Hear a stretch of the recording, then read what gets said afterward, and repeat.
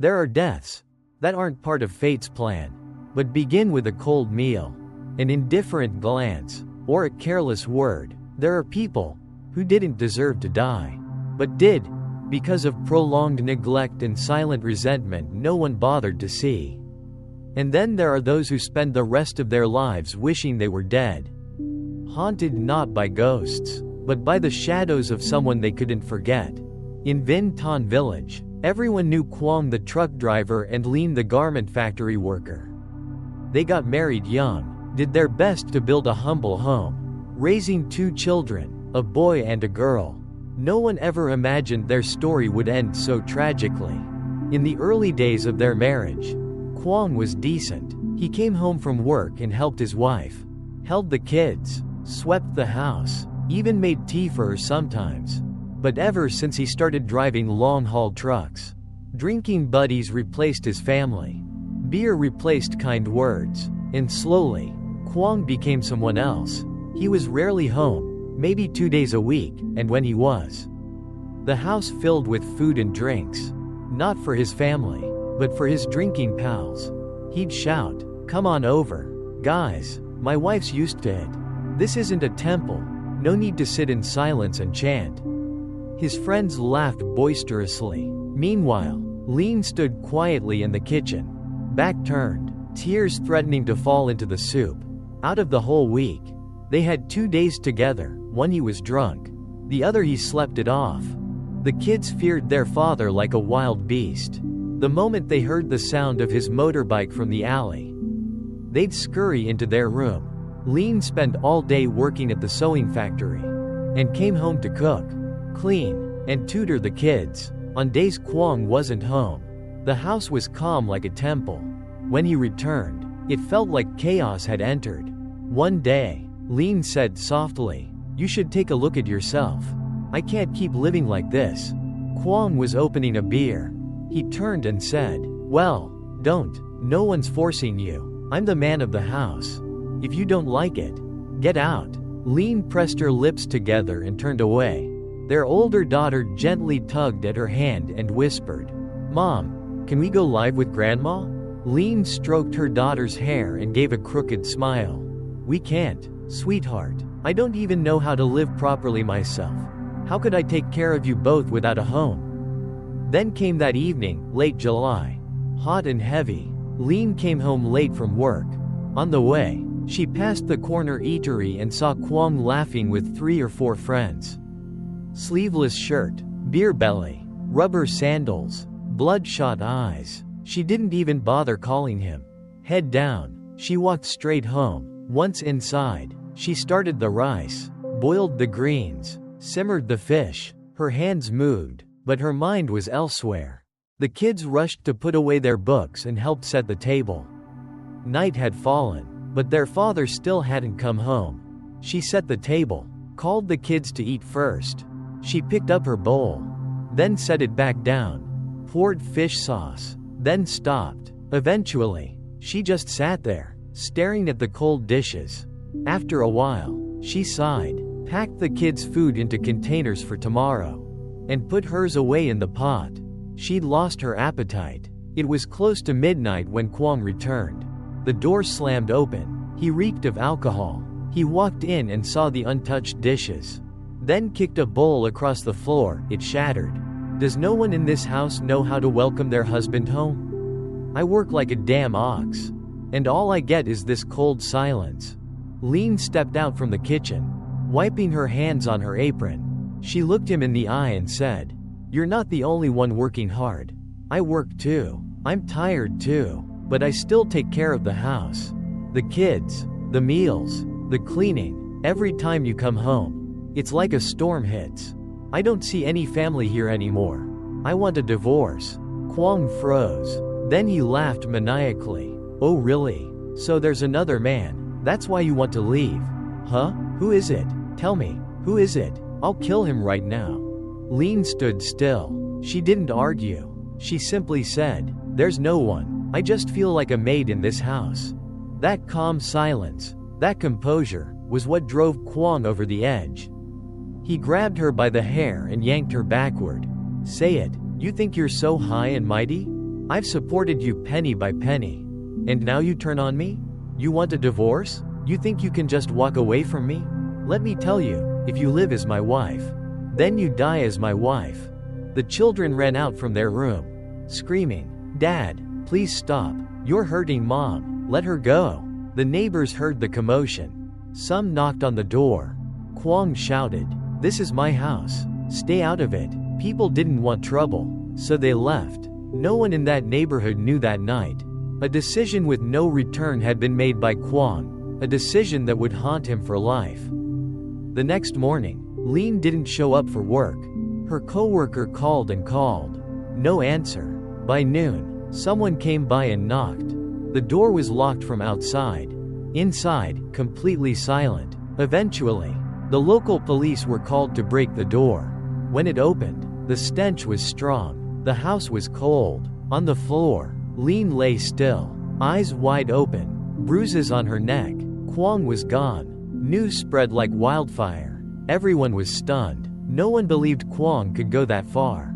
But deep down, they weren't surprised. This was the same neighborhood that had heard the breaking of dishes, the shouting, the silent crying every time he came home drunk. The children were sent to their grandmothers. Kwong turned himself in 2 days later. Standing before the police, he muttered, "I didn't mean to. I lost control. I didn't do it on purpose." But his eyes were empty, like a ghost. When he signed the report, his hands trembled, ink smeared across the page. He looked up, stared out the window, and whispered softly, "Why are you still standing there?" Ever since turning himself in, Kwong had been held at the district detention center. His face had grown hollow and sunken. Dark circles ringed his eyes. His hair was patchy and uneven. He looked like someone alive whose soul had wandered far away. The officers at the prison often said he was nothing like the other murderers. He wasn't aggressive. He didn't react. He just sat in a corner, sometimes murmuring to himself. One time, Dung, a fellow inmate, saw Kwong curled up in a corner of the cell, staring blankly at the wall with the small window, mumbling, "Stop standing there, please go. I know I was wrong, let me rest. Just a little." Dung shivered, turned his face away, and whispered to a guard later, "That guy, Kwong, must be haunted or something. Every night, he jerks awake, sometimes crying, sometimes begging like someone's there. It creeps me out." One of the night guards shared, "The other night during rounds, I saw Kwong sitting on the floor, knees to chest, right beneath the window. I asked him something, he didn't respond. But I swear, just that evening when dinner was served, he was still normal. Then all of a sudden, he looked like he'd seen a ghost. I asked him what he saw. He didn't answer, just shook his head, but his eyes, they were red, like he'd been crying for hours." The first day he appeared in court to give testimony, Kwong walked into the courtroom with trembling hands and feet. He nodded at whatever the lawyer said, never objecting. When asked why he killed his wife, he said, "I thought she had someone else. I couldn't bear being betrayed." But during recess, sitting alone, he buried his face in his hands and sobbed like a child. In a quiet voice, barely audible, he whispered, "She didn't have anyone. She just wanted peace, and I was blind. I killed the one person who truly loved me." One day, the prison staff allowed his family to visit. His eldest daughter came in and stood in front of her father without saying a word. Kwong looked at her, tried to smile, but it twisted. "Are you doing well in school? Are you behaving with Grandma?" She looked at him, voice cracking, "Don't ask me anything. Dad, Mom came to visit me. She cried all the time. She said, she still stands in front of my room every night." Kwong froze. He swallowed hard. Goosebumps rose down his spine. That night, back in his cell, he developed a fever. No one in the cell could sleep as Kwong thrashed in a delirious nightmare, screaming his wife's name, "Lean, please don't look at me like that. I know I was wrong. Stop standing there. Please stop crying." And from that night on, it happened every single night, right around 3 a.m., he would suddenly jolt upright. eyes wide, sweat soaking through his shirt. A cellmate would nudge him. "You okay, Kwong?" He'd only respond with one line. "She's still there." Just like that first night I saw her, standing still. Hair covering half her face. Not saying a word, just staring at me. The guards started to worry. One night when they tried to move him to another room, Kwong fought back hard. He begged, "Please let me stay in the old cell. I can't go to that other one. The window there faces my old house. I'm scared. I see her every night. I know this is karma, but I can't take it anymore." No one could say for sure what he really saw, but one thing was clear. Ever since the night he killed his wife, Kwong had never once slept peacefully through a single night. Some guards even said that, on certain nights, they heard a woman's voice echoing faintly from his cell. But there were only men in there. They checked the security footage. Nothing unusual, but the audio recording, that was something else. In the middle of the night, you could hear Kwong whispering clearly, "Don't come anymore. Please forgive me. Stop standing there." And then, right after, came a soft laugh. So sharp and thin, it was like a needle piercing straight into the ear.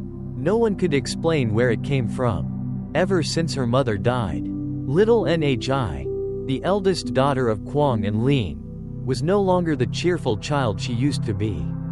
She was only 11, yet her eyes always held a quiet stillness, like someone who had witnessed something far too heavy for her age. After moving in with her grandmother, she began to have strange dreams just 2 months later. The first night, she sat up suddenly in bed. Drenched in sweat, she whispered, "I saw Mom standing outside my bedroom door. She didn't say anything." Her hair was wet. Her eyes looked so sad. Grandma Sao, Lean's mother, teared up and pulled her granddaughter into her arms. "Your mom loves you, sweetheart. She came back not to scare you, but because she still worries about you." From that night on, almost every evening, little Nhi would see her mother in her dreams. At first, it was just her standing by the window, then sitting silently at the foot of the bed, watching. One night, Nhi woke up crying and said that her mother had hugged her, kissed her forehead, and whispered, "I miss you so much, but I can't stay long. I just wish your father would understand and stop tormenting himself." When Grandma Sao heard that, her heart sank. She told the neighborhood committee leader. He paused, then said thoughtfully, "Maybe she hasn't moved on yet." Last night, the dogs were howling all evening, and our house suddenly lost power. Only the altar light kept flickering, like someone was trying to reach us. The next day, Grandma Sao prepared a vegetarian offering, lit incense, and prayed aloud. "Lean, if there's anything you're still holding on to, please come to me in a dream. I'll burn more paper money for you. I'll make a proper ceremony. I love you. I love the kids. Don't stay in this world any longer. It's too painful for them." That night, little Nhi dreamt again. This time, her mother was sitting on the front step, under the eaves of the house. And this time, she spoke clearly. "I don't resent your father. I'm just sad. Sad that we lived under the same roof but felt like strangers. I didn't die because of someone else. I died because he never understood me. Tell your father, if he still loves you kids, he needs to live like a real man." The next morning, Nhi told her grandmother everything. The whole house fell silent. Grandma Sao carefully wrote down the words Nhi remembered and slipped the note into her diary. A week later, she sent that note to the prison, sent it to Kwong, along with a simple message. Nhi said Lean came to her in a dream. "Read it and think it through." When the guard handed him the letter, Kwong read it with trembling hands. His daughter's wobbly handwriting felt like tiny needles stabbing his chest. He stared at the line. "Dad, Mom said don't torture yourself anymore. If you still love me, please try to live a good life." That night, Kwong didn't eat. He sat with his back against the wall, holding his head. A cellmate came over and asked, "You okay, Kwong? Feeling sick?" He whispered, "No, but she'll probably come again tonight." She still stands there every night. But she doesn't look angry anymore. She cries. She cries so much. And I can't do anything. I can't stop it. The next morning, the guards found Kwong scribbling something on the back of a dried noodle wrapper. They took it and read what he'd written. It was just lines and lines of apology. Lean, please forgive me. If there's a next life and we meet again, let me make it up to you, because in this life, I can't repay the pain in time. The story of Kwong killing his wife didn't just shake the village. It spread to the neighboring communes as well. Among long-haul truck drivers, every time there was a drinking session, someone would bring it up. You know Kwong from Vietnam, right? The guy who killed his wife out of jealousy. Word is, her ghost's been following him. He can't even sleep in peace anymore. Among those who used to know the couple was a man named Loy, a container truck driver who used to work at the same transport company as Kwong. Loy was a kind man, and he always had a soft spot for Lean because every time he visited their house, she'd make him a bowl of hot noodles. One time, he even joked, Kwong's wife cooks so well, any man who lets her go must be a fool. Who would have thought? That day would be the last time he ever saw Lean alive. One night, a little over a month after Lean's death, Loy was hauling goods from Ben Luc to Trang Bom. It was lightly raining, and the fog was thick. While driving, he saw a figure by the roadside waving at him. Normally, truckers hate stopping in the middle of nowhere at night. But Loy said, I don't know why, but in that moment, the figure looked so much like Lean. She wore a pale blue worker's jacket. Her hair was down, and her head bowed. I hit the brakes. He opened the door. There was no one there. He stepped down, looked around, nothing. But when he climbed back into the cabin, he saw it. The passenger seat was wet, as if someone had just been sitting there. A long, damp strand of hair lay across the seat. He froze, then, panicked, jumped into the driver's seat and hit the gas without looking back. The next morning, he stopped at a roadside rest stop for breakfast and told a few of the other drivers. Most said he had seen a ghost, but Tam, the oldest of the group, said softly, maybe she's looking for someone who understood her. Maybe she hasn't moved on. Still wandering.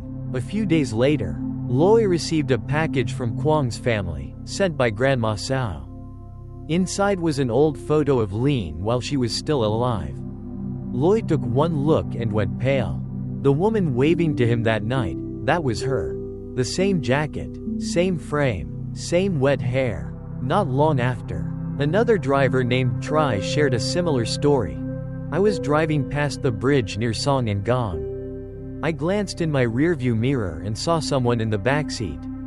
It was a woman, long hair, worker's jacket, but when I turned around, no one. The mirror still showed her reflection, but the seat was empty.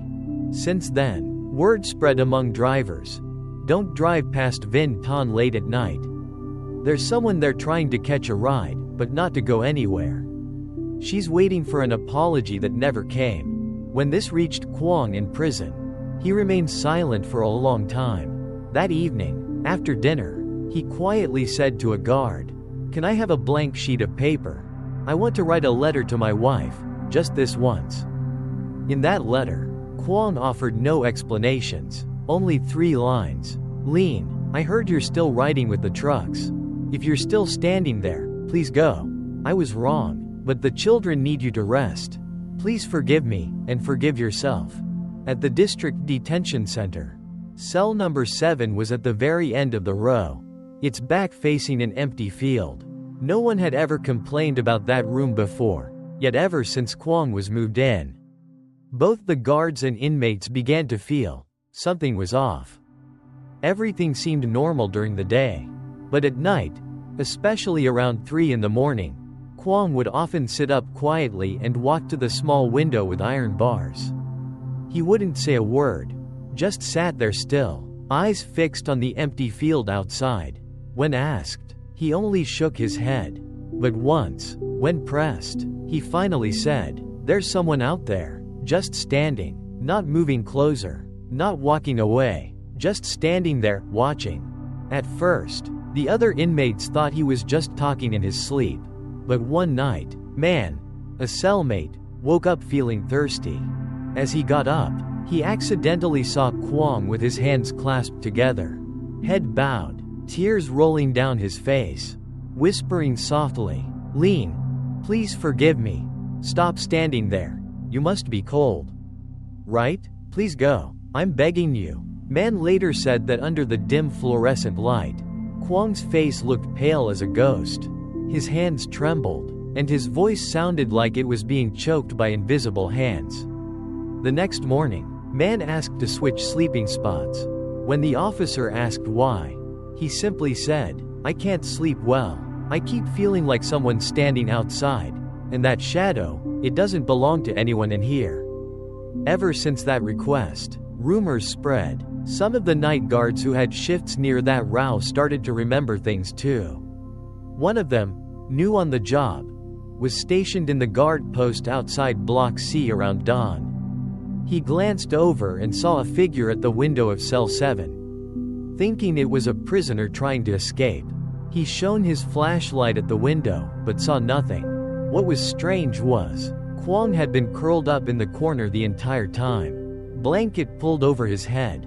Word got to Lieutenant Lam, the officer in charge of the facility. Lam was a tough man, never one to believe in the supernatural. But with so many people whispering, one night, he decided to check things out for himself. Right at 3 a.m., he quietly stepped out into the yard. The sky was lit by a faint crescent moon. He walked slowly toward the back of Cell 7 and looked up. And then, Lam froze. In the small barred window, he clearly saw a figure, long hair hanging like it was soaked in rain. A face too blurred to make out. But the eyes were locked on him, staring straight down from above. Lam turned on his flashlight. The figure vanished. He ran to the logs to check the records. At that exact time, Kwong was still lying motionless in the corner, fully wrapped in his blanket. But what made Lam shiver more than anything was the thin trail of water running from the window down to the floor, as if someone had been standing there for a very long time. Dripping wet. The next day, Lam didn't speak a word about what he saw. But from that night on, he never again patrolled past Cell 7 alone after midnight. As for Kwong, he grew more and more emaciated. Every night, he shook with fear. Guards offered him sedatives, but he just looked at them and shook his head. "I'm not sick. I just don't dare close my eyes. Because the moment I do, she's there again. She doesn't smile. She doesn't blame me. She just stares without blinking, over and over." Lean's first death anniversary fell right in the middle of the rainy season. The sky had been gray all week. Grandma Sao, Lean's mother, didn't have the means to hold a big ceremony. She just made a pot of plain rice porridge, boiled a plate of greens, and lit 3 sticks of incense, placing them into a cleaned-out condensed milk can on an old wooden table. There were no lavish offerings. She said softly, "Lean lived a simple life. Now that she's gone, all I want is for her to be at peace. No resentment, no lingering sorrow." Little Nhi and her brother Bin stood beside their grandmother. Eyes red and swollen, Nhi whispered, "Mom said she'd come today. She told me to get her favorite old shirt ready. She's cold, she needs something to wear." Hearing that, Grandma Sao's heart twisted. She pulled the children close. "Your mom misses you both so much. Come on, let's light the incense early and tell her some stories." Meanwhile, Kwong was still serving his sentence in the detention center. He wasn't allowed to hold any memorial. But the day weighed heavily on his mind. That afternoon, he quietly asked a guard for a stick of incense, saying it was to apologize to someone who's passed. The officer hesitated but eventually agreed, letting him light a small stick using the flame from the prison kitchen. Kwong sat under the roof's edge, facing west, his hands trembling as he whispered, "Today is your Memorial Day. I don't dare ask you to come. I just hope you're not cold, not angry anymore. If you still care for the kids, please come back. Just once, to keep them warm. That noon, rain poured heavily. In Grandma Sal's kitchen, the fire on the stove flickered low, as if someone were gently blowing on it. The calico cat in the corner sat frozen, eyes fixed on the top of the altar cabinet, fur standing on end. It didn't meow. It didn't move. Seeing that, Grandma Sal quickly grabbed a bundle of incense, hands shaking as she struck a match. The first stick wouldn't light. The second one fizzled. Only on the third try did the flame catch, yet the incense burned backward, the ash curling tightly like a twisted rope. Ben, sitting on his sister's lap, suddenly whispered, "Sister, Mom's outside the door. She's not coming in. She's standing in the rain. She's all wet now." NHI held her breath. Grandma Sal scooped the boy into her arms and rushed to the bedroom. But he kept looking over her shoulder, eyes wide and dry. That night, no one in the house could sleep. Grandma Sal kept hearing soft footsteps on the porch, slow shuffling, and the faint scent of the soap Lean used to love drifting through the air. The next morning, Grandma Sal gathered Lean's old clothes and began to burn them, crying and praying as the flames rose. "If you can still come back, then come, but don't stand out there anymore. You're cold, and it breaks my heart. I beg you, my child, please let it go." As for Kwong, in the prison that night, he had a high fever and slipped into delirium. The guards heard him moaning through the night. "You came back, but why won't you come in? Why are you just watching the kids and not calling to them? Are you that angry with me?" There was one detail that puzzled everyone. At dawn, when the officers came in to do their rounds, they found a small wet mark beside Kwong's pillow, as if someone had left behind a footprint soaked from the rain. And yet, the cell was sealed tight, no leaks in the roof, and no one had entered that night. 1 week after Lean's first death anniversary, Ms. Tom, her close friend and former co-worker at the garment factory, unexpectedly received an envelope with no return address. The envelope was old, the paper yellowed, and the handwriting instantly sent a chill down her spine. It was Lean's handwriting. There was no mistaking it. Inside were just a few lines. "Tom Oi, if you're reading this, it means what I needed to say has finally reached someone. I had no one else.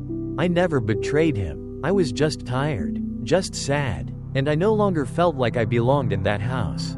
If there's another life, I hope I can be the kid's mother again. As for him, I'm not angry. I'm just sad he never understood. Don't hate him for me. His burden might be heavier than mine." Tom's hands trembled as she read. She brought the letter to Grandma Sal. The two of them sat in stunned silence, staring at the paper, unable to understand how it had gotten there. There was no postal stamp, no stamp at all, no sender's address. But the paper, it was the exact kind of school notebook paper Lean used to jot down her cooking recipes. Grandma Sal clutched the letter, sat by the altar, and wept. She didn't blame anyone, she just wanted to speak. Just once, and it took death for someone to finally listen. Word of the strange letter reached Kwong. When the officer handed him a photocopy, he stared at it for a long time. Then he laughed, but it was a crooked, pained laugh. That voice, it's really her. No one else would ever say, "His burden might be heavier than mine," like that. Those words felt like someone carved them straight into my heart. That night, Kwong wrote another letter. This time, not to send, just to tuck under his pillow. It simply said, "You were right. I didn't understand, but now I do. Too late, isn't it? I won't ask for forgiveness. I just hope you get a life more peaceful than this one. And if we ever meet again, just walk past me. Don't stop. Don't look at me again." The next morning, guards found him slumped beside the window. The note under his pillow was soaked, not with rainwater, but with tears. After the strange letter reached Ms. Tom, things seemed to quiet down. But then, something else happened. At the old house where Kwong and Lean had once lived. The house had long been up for sale, but no one dared to buy it. It began when Mr. Thuck and his wife, junk collectors, decided to rent the house temporarily because it was cheap. Mrs. Tu, his wife, even laughed. Ghosts? Come on. People just spook themselves. As long as the roof holds, we'll be fine. The first night passed peacefully. But on the second night, around 2 a.m., Mrs. Tu was lying in bed when she heard dishes clattering in the kitchen. Thinking it was a cat, she was about to scold it. But just as she opened her eyes, she heard the faint sound of a spoon tapping a pot, and a soft woman's voice. Come eat. Mom just finished cooking. She froze. Nudging her husband awake, she whispered, Did you hear that? Someone's in the kitchen. I swear I heard a spoon hit the pot. Mr. Thuck groaned, still half asleep. Stop scaring me? Who's cooking at this hour? There's no one here but us. She crept out and turned on the light. The kitchen was clean, untouched, no one there. But on the old wooden table sat a bowl of rice, with a pair of chopsticks neatly laid across the top. Neither of them had eaten since the afternoon. Face pale, Mrs. Tu gathered their things and dragged her husband outside to wait until morning. The next day, she told Grandma Sao what happened. Sao only bowed her head and sighed. That house. Her hands were used to caring for it. Now, no matter who moves in, they'll still hear Lean's voice, still feel her caring for her family, even in sorrow. Later, a mason named Guy, hired to fix the walls, said, I kept hearing footsteps inside. Tools I placed would be moved. One time I left a bowl of water on the table, came back. It had spilled all over. No one touched it. Dishes fell by themselves too, crashing for no reason. That night, Mr. Thuck and his wife packed up and left. They didn't wait for sunrise. As Mrs. Tu stepped out the door, she glanced back and saw a woman with long hair standing in the kitchen. Her back turned, still holding a soup ladle in her hand. They didn't ask for their deposit back. They told the landlord one thing: we can't stay there. She's still there, and she doesn't want anyone else in her place. When Grandma Sao heard about it, she spoke gently. She's not at peace yet. She doesn't want anyone touching her kitchen, the last place she lived. The place where she waited for a family dinner that never came. And Kwong, in prison, suddenly collapsed with a high fever one night. He mumbled all through the darkness, You're setting the table again? Don't wait anymore, I won't eat. Please let me go, I'm begging you. One day, little Nhi returned to the old house to pick up a few of her mother's old notebooks. Grandma Sao didn't want her to go alone, but the girl pleaded, I'll only be there for a moment. I just really miss Mom's old room. The house now sat silent, cold, and covered in dust. Nhi walked around slowly, then froze in front of the corner wardrobe where her mother used to keep her clothes. She opened the bottom drawer and found a small cardboard box tied with an old rubber band. Inside was a worn red USB flash drive. She brought it home and gave it to her grandmother. That evening, Grandma Sao asked a neighbor's grandson to plug the USB into his computer. Inside was just one single video, a short wedding clip of Kwong and Lean. Filmed years ago on an old phone. The image was blurry, but the sound was still clear. The whole family sat and watched in silence. In the video, Lean wore a white owl dye, her smile radiant, a smile no one had seen in a long time. Kwong looked younger then, standing close by her side, never letting go of her hand. Every now and then, he would reach up and gently wipe the sweat from her forehead.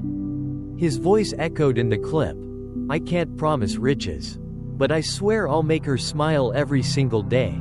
Anyone who makes her sad will have to deal with me. Okay? At that moment, Grandma Sao broke down in tears. Little Nhi covered her face and whispered, Did Dad really love Mom that much? Grandma? Then why did he later? Grandma Sao shook her head. Voice choked. Love changes so easily. My dear, everyone loves when they first marry. But it's only through living together that we see who can hold on. And who lets go. Nhi nodded, then ran into her room to write in her diary. As for Grandma Sao, after everyone had gone to bed, She sat down and replayed the clip once more. Near the end, as the young couple raised their glasses of soda in a toast, she heard Lean's voice, soft through her laughter. "As long as you don't forget about me, that's enough." In prison, Kwong was also shown the video, given by the officers after they noticed his mental state declining. He sobbed the whole way through. And when he reached that part, when Lean said those words, he completely broke down, crying harder than ever before. "I forgot her. I really did forget her, right inside our own home. Through every meal, every glance, I was the worst husband, the worst in the world." That night, his cellmates said Kwong stayed up almost until dawn. He didn't speak, didn't move, he just sat there, clutching his head, whispering the same sentence over and over. "As long as you don't forget about me, as long as you don't forget about me." 5 years after everything happened, Kwong was released from prison. He didn't return to Vin Ton village. He didn't go back to the old house either. No one knew where he went. All they knew was that he asked to stay a few extra days at the facility, offering to sweep the yard, clean the kitchen, like he was trying to repay something to the place he had lived as a hollow shadow of himself. A guard asked, "Why not go home? Your kids are waiting." Kwong gave a faint smile. "I'm not worthy. The children are living peacefully now. That's all I need to know. If I go back, I might see something no one else can see." One early morning, he left with only an old backpack. But he didn't go far. He lingered near the prison grounds, building a small hut near the rubber forest. Each day, he cut grass, did odd jobs for families along the outskirts of town. At night, he cooked his own meals and, strangely, always set out an extra bowl and a pair of chopsticks.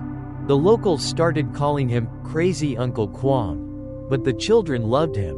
Every evening, he'd sit in front of his hut and tell stories from the past, his voice low, sometimes faltering. "You know, loving someone sometimes just means not forgetting them. But we grown-ups, we love and still forget, and by the time we realize, they're already gone." One rainy night, his hut went dark. No one answered when they called. When they opened the door, they found Kwong collapsed beside the cold rice bowl, eyes closed, a soft smile on his face, like someone finally released. On the table, the rice was still warm. The chopsticks were neatly placed. Beside them, a handwritten note. "Lean, you've waited too long. Tonight, let me finally sit with you for a full meal. Just you and me. No interruptions, no shattered dishes. Just us. If there's another life, let me be the one who holds your hand and never lets go again."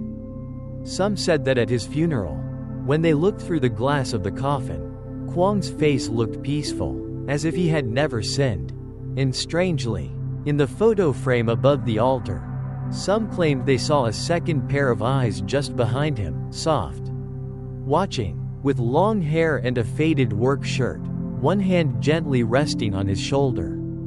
No one said it aloud, but everyone knew. That was their final meal. Not a happy ending, but a late dinner, where the living and the lost could finally sit together. No blame, no bitterness, just a quiet breath, whispering each other's names. If you've ever shed tears for someone who once stood beside you, but no longer does. If you've ever carried regret for words left unsaid, then please, cherish every moment you still have. Thank you for staying until the end of this story. If this series touched something in your heart, leave a comment, a like, or share it with someone who might need a gentle reminder. Before it's too late, see you again in the next story, where memories and love still burn quietly, even when no one speaks of them.